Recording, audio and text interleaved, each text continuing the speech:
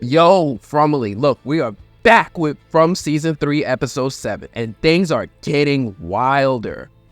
This episode is titled, These Fragile Lives, where it feels like everybody's sanity is hanging on by a thread, and that thread is fraying fast. This episode is a full buffet of creepy and chaotic, so let's dive in. Tabitha's back with her trauma scavenger hunt. Her path to answers is one creepy breadcrumb at a time. Meanwhile, Jim's still trying to figure out how not to add to the chaos. Julie and Randall, off on their bonding road trip, checking out the dark ruins like tourists in hell. Julie's feeling that eerie connection while Randall's just ready to run.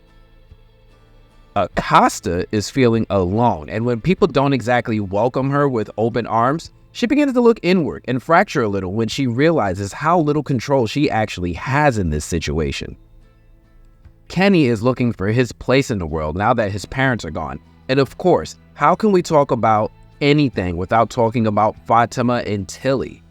Fatima is seeming erratic to everyone, with Ellis afraid of losing her like he's lost his mother. And Fatima, man, Fatima is undergoing a transformation with something inside her making her angry at inopportune times and murderous in others. R.I.P. Tilly. All that and more. But first, if you're new here to the movie blog, please do me a big favor.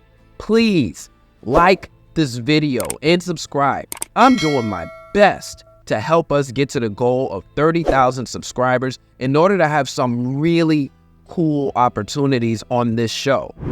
Please help us get there because this will be big if we're able to get there. Please. Thank you. Let's go ahead and let's get started. This episode opens up with all of us learning that Fatima's been munching on literal garbage for a week now. Yeah, we're talking breakfast, lunch, and dinner straight out of the town dumpster. Everyone's in shock, but Marielle's like, I've seen worse.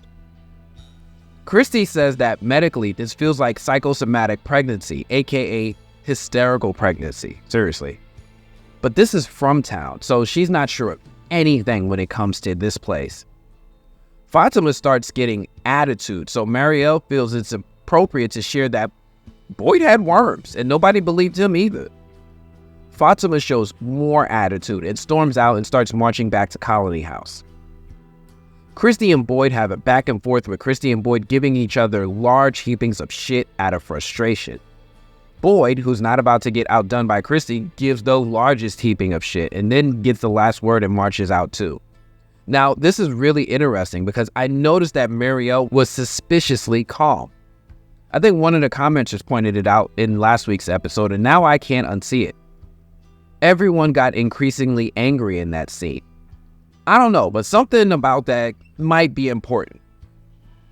Cut to Victor, who's having a full-blown argument with Jasper like he's about to lose a custody battle. It's a sunny day, there's no ominous music, just Victor, his doll, and that unmistakable, this guy needs therapy energy. Like, there's nothing ominous about this moment except the fact that he's spazzing at an inanimate object.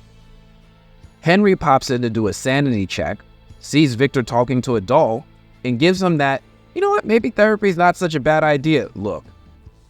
Victor heads out to escape his dad's pleas for Victor to chill out with the talking to the doll stuff, and he's gone.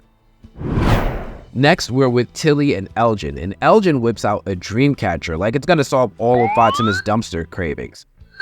This is not the first time we've seen a dream catcher in this show, and I love how we often see mystical symbols from different cultures all throughout the series. Tilly then heads off to go mind her business when, all by itself, Elgin's Polaroid camera just takes a random photo without anybody even holding it. Elgin looks at the photo like, well, I guess I know where I'm going next, and spoiler, it's creepier than you think.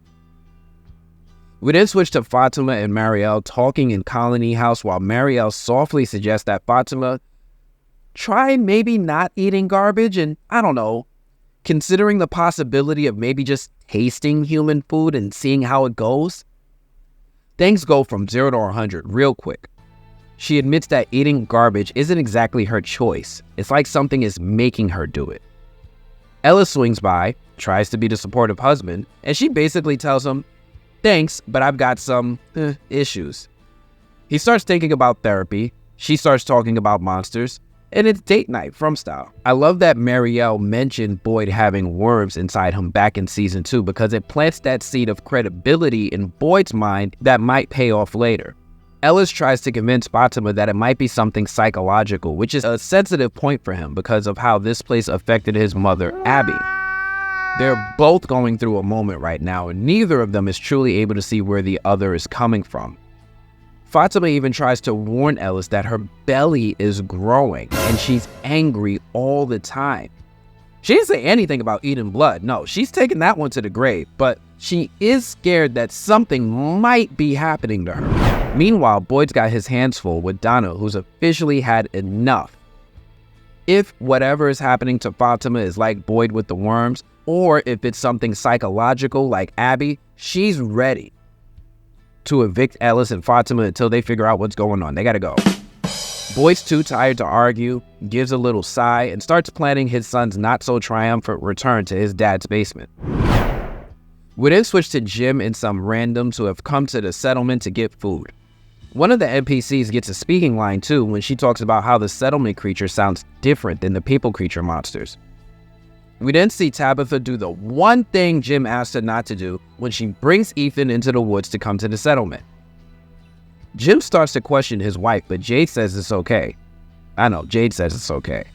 And I remember Jim saying he didn't want Ethan running out into the woods looking for her at the bottle tree, but this feels exactly the same. Ethan tells Jim that Tabitha saw this place in her dreams when she was a kid, and before they could continue their conversation, that random NPC got another line when she sees this husband and wife minding their business, having a conversation, and felt it was appropriate to interrupt the conversation and ask Jim if he's coming or staying. Now, I don't have no proof whatsoever, but this NPC was giving me side piece vibes. Jim reminds her that he's with his family and tells her that he's going to catch up later. We then switch to Randall and Julie at the clinic, with Julie letting Randall know that she's staying the night at the clinic and then volunteers herself to walk with Randall while he tries to go mind his business. We then switch to Elgin and, whoa, interestingly, that photo that developed from the Polaroid was an image of the FROMTown root cellar.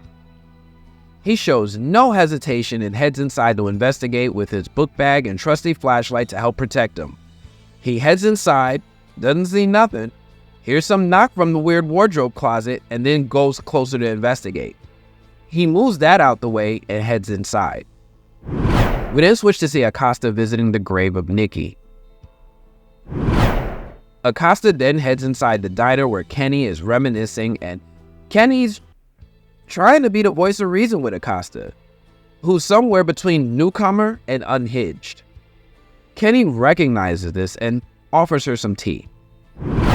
We then switch back to Jade and Ethan, with Ethan calling the kettle black when he talks about how this place is creepy.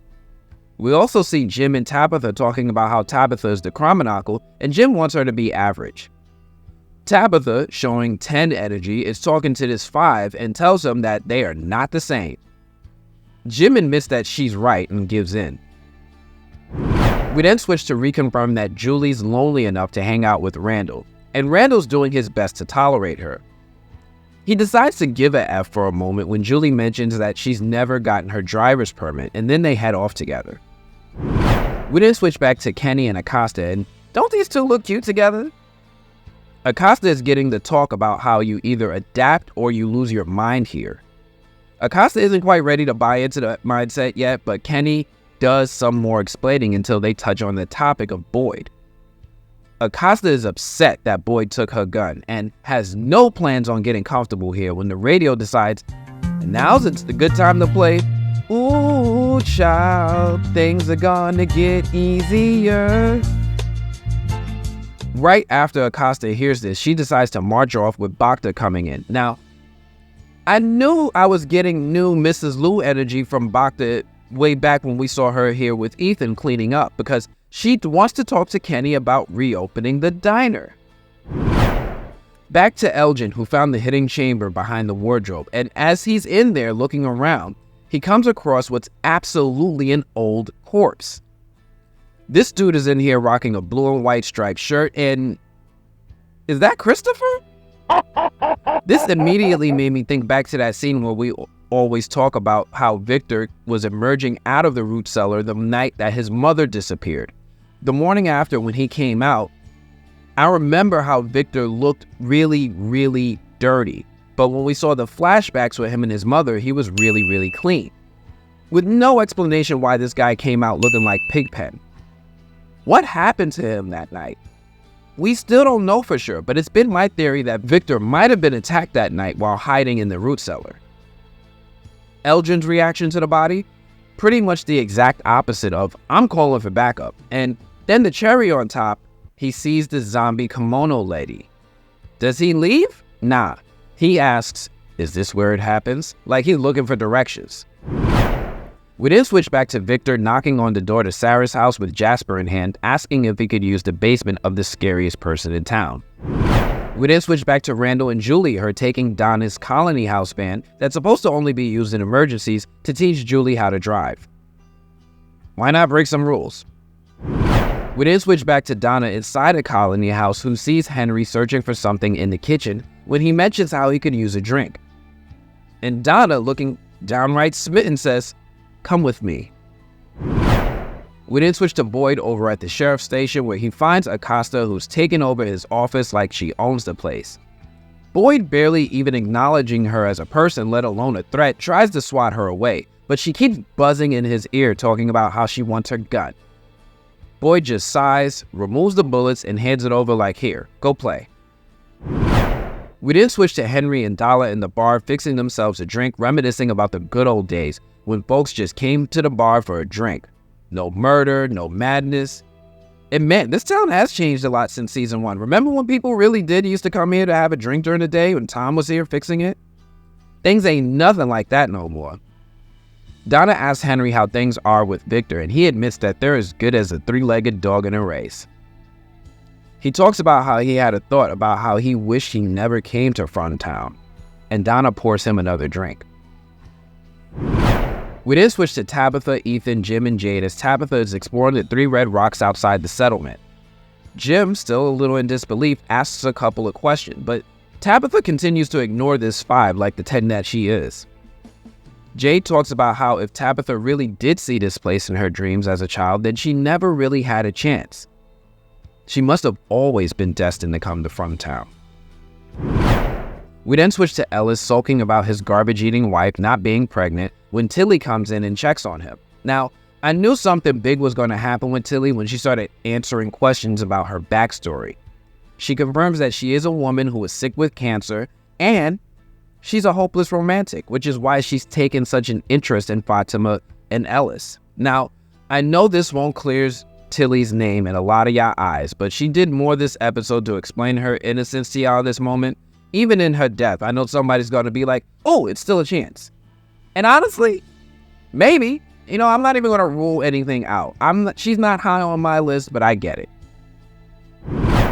We then switch to Fatima, who is having a terrible reaction to her IV drip when out of nowhere, she started feeling what looks like some intense pains in her abdominal area. Her body seems to have been shrinking or mummifying or monsterfying until Ellis came in and stops it.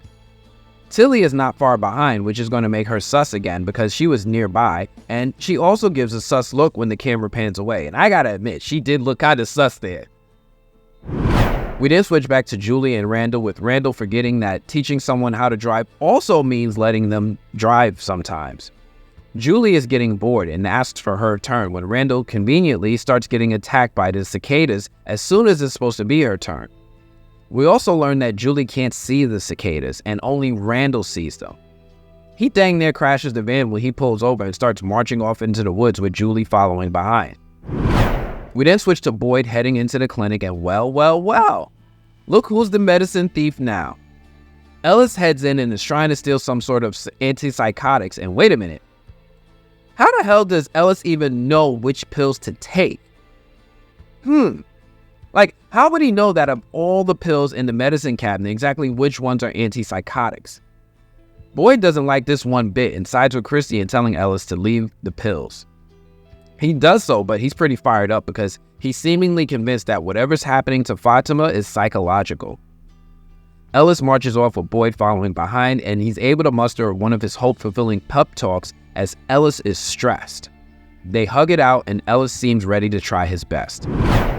We then switch back to Randall and Julie, and we find out that they've come across the ruins from back in season 2, the same ones that Martin was in. This is also where Boyd confronted the cicada creature after it possessed Randall, Julie, and Marielle back in season 2.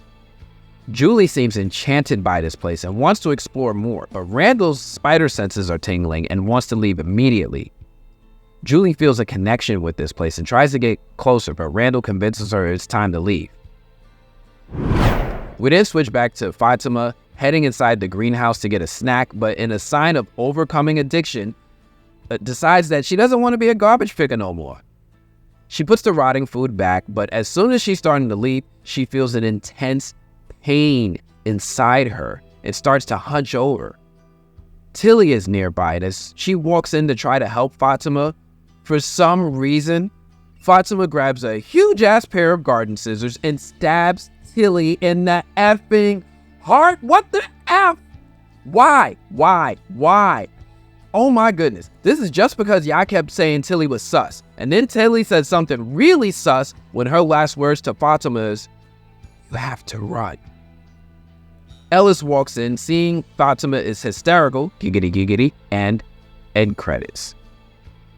So, Fromly, episode 7 left us with mysteries, madness, and more unhinged surprises. And okay, this episode did have some things happen, but man, oh man, I do wish this show would move a little bit faster.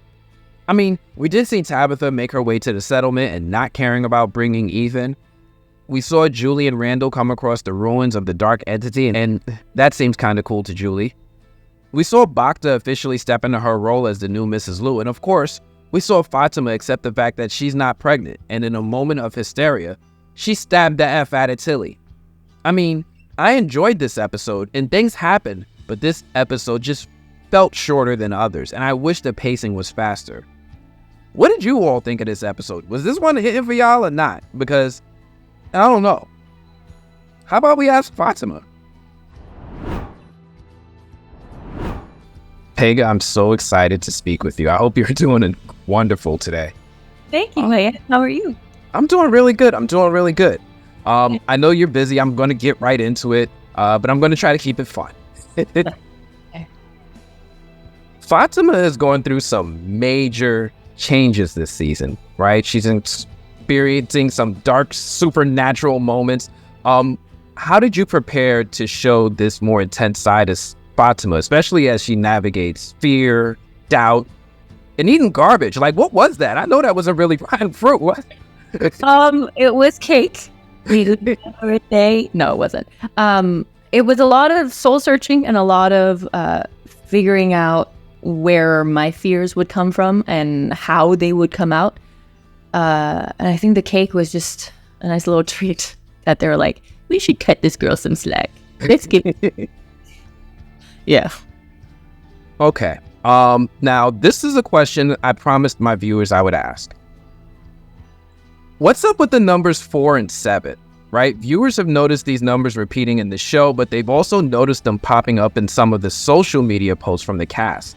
Is there something as to why this is appearing in some of the cast photos, or we just reading too much into this? What cast photos? What numbers? And what are you talking about? So like the numbers 4 and 7, we've seen them in photos with Cordion, we've seen them in photos from Ricky, and I think we've seen them in photos from one other person, but it's escaping me right now. But we keep seeing the numbers 4 and 7, not just in the show, but also sometimes on folks' social media. Like, I think Cordion posted a photo with him in front of a trailer, and in between him and one other person, there was the numbers 4 and 7 in like big giant letters. Cool. I had no idea about this. I'm sure there was something going on, but I may have missed that. Okay. I sometimes I think that we can look too closely at things, so I'm just checking. You're smarter than I am. I'll take your word for it. Okay. This was another fun question from the cast, and you let me know. if you weren't playing Fatima, is there another character in From that you'd love to play, and why? Oh. I think if Victor and Jade had a love child, I would want to play that kid. Yeah. Oh, yeah. That would be really fun.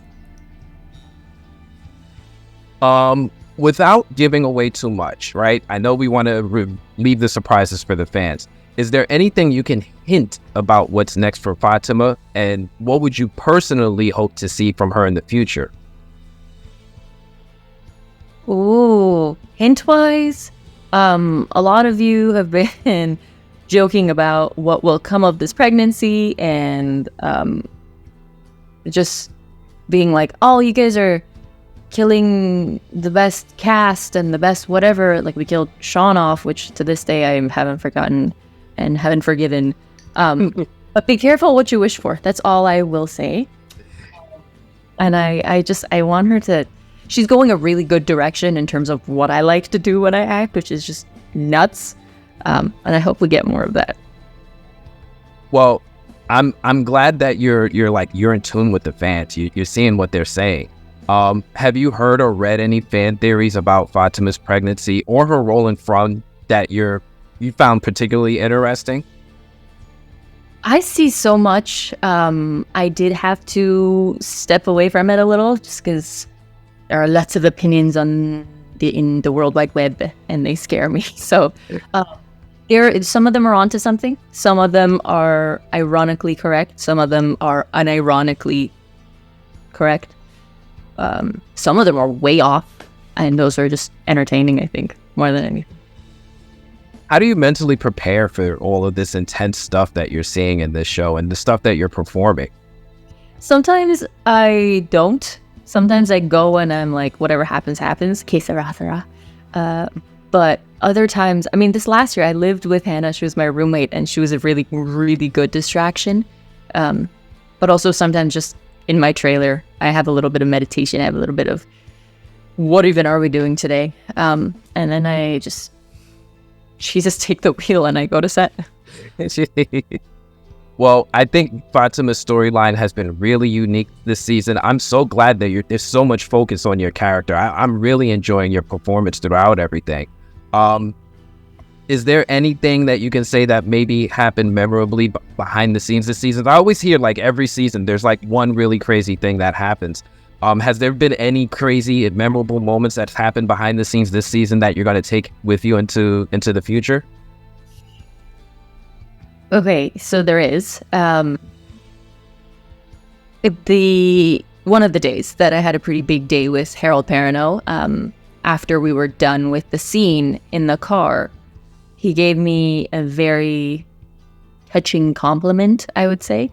And I don't think it's something I want to share, just because it's fine.